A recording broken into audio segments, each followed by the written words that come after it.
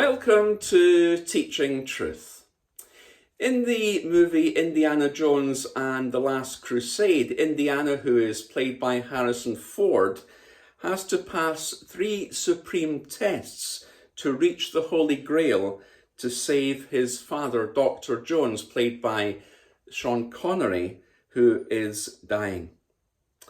The first test is the breath of God, and as he walks down a corridor, Indiana must bow down at precisely the right moment to avoid him having his head cut off by large revolving metal blades. If you have seen the movie, you'll recall that the second test is the Word of God, where Indiana Jones must walk on the right stones, the ones that spell the name of God in Latin, to keep him from falling through the floor to his death. But the third test, the path of God, is the most difficult and the most challenging one. Because in that test, Indiana Jones comes to the edge of a large chasm. A chasm that's about 100 feet across and very, very deep indeed. And on the other side of that chasm is the doorway to the Holy Grail.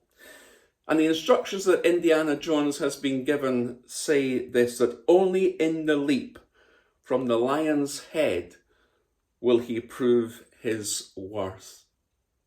Now, understandably, in those moments, Indiana says to himself, this is impossible. No one can jump this. And then almost as he says that, he realizes and recognizes that the test requires a leap of faith. His father, shouting through the corridors, says this, you must believe, boy, you must believe. And even though every fibre of the being of Indiana Jones is screaming to him that you must not do it, Indiana walks to the edge of that cliff. He lifts his foot and then steps out into what is apparently thin air. And if you've seen that movie, you'll recall what happens next. Indiana doesn't plummet to his death, but is upheld by an invisible force the moment he takes that step and puts his foot down. Indiana only needs enough faith to put his foot out and to take a step. He only needs enough faith to put his life on the line.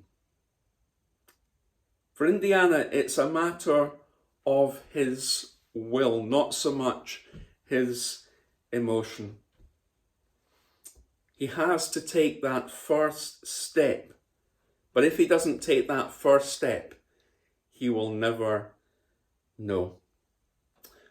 What was true for the fictional Indiana Jones was true more so for the real life Peter when he took that step out of the boat. Peter, that disciple of Jesus, only needed enough faith to take one step. He only needed enough faith to put his life on the line.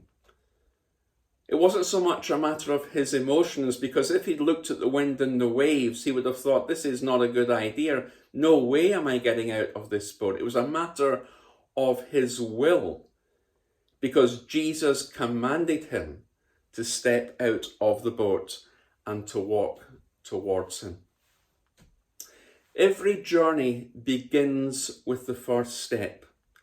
May the good Lord be with us. The words of Professor Oliver Lindenbrook of Edinburgh University fame in the 1950s movie, I believe, Journey to the Centre of the Earth, as they set off from that volcano in Iceland to journey towards the centre of the earth. Every journey begins with the first step. May the good Lord be with us. Words that Peter could well have uttered as he puts his toe in the water, every journey, every adventure, every exhilaration begins with that first step I'm taking. May Jesus be with me. Of course, Peter wasn't alone in biblical history in terms of taking that step. We only need to read back into the Old Testament to reflect on when Moses has died and the people are wondering if God will continue to take care of them. And repeatedly God reminds them, be strong and be courageous. Do not be frightened. The Lord will be with you wherever you go.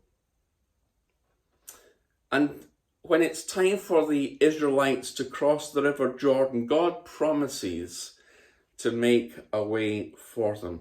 As the song by Don Moen says, he will make a way where there seems to be no way. He works in ways we cannot see. He will make a way for me.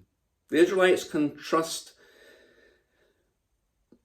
God to see them across the Jordan. But God asks them to do one thing. What is that one thing? Well, that one thing is to take a first step.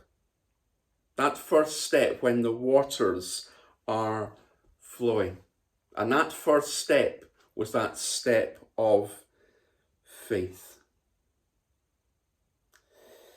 In other words, only by taking that step would the people then experience God's power. It wasn't just enough to have a mental acknowledgement of God's power. Oh yes, God, we believe in you. But it will actually take that step of action, trusting in God. The people had to get their feet, in a sense, wet first before God then showed his power. And Peter, in a sense, had to get his feet wet first before God showed his power.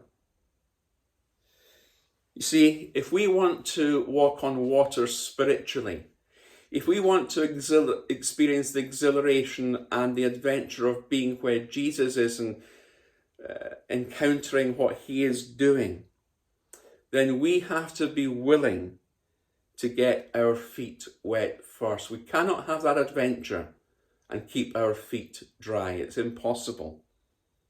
Only by doing that do we then discover, as we were thinking yesterday about the risk, do we then discover that that step is worth taking.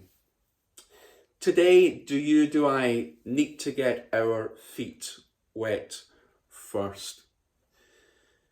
Walking on water means that we have to take that first step. Is God challenging you to take that first step? Perhaps if you're listening to this and you're not a Christian, that first step of commitment to putting your faith and your trust in Jesus, to, as it were, putting your toe in the water. Or is God calling you and challenging you to take that step of being baptized in obedience to his command? Or is God challenging you to step out and get your feet wet, as it were, in a new ministry, in a new area, in a new sea of opportunity? Walking on water means that we have to take that first step. The challenge really is, are we prepared to take that first step? God invites us to step out by faith. No, not in and of ourselves. We can't do this. Peter was only able to walk on water because Jesus was there with him and gave him the power and the supernatural ability to do so. If we want to walk on water spiritually with Jesus, friends, we have to take that first step. We have to get our feet wet.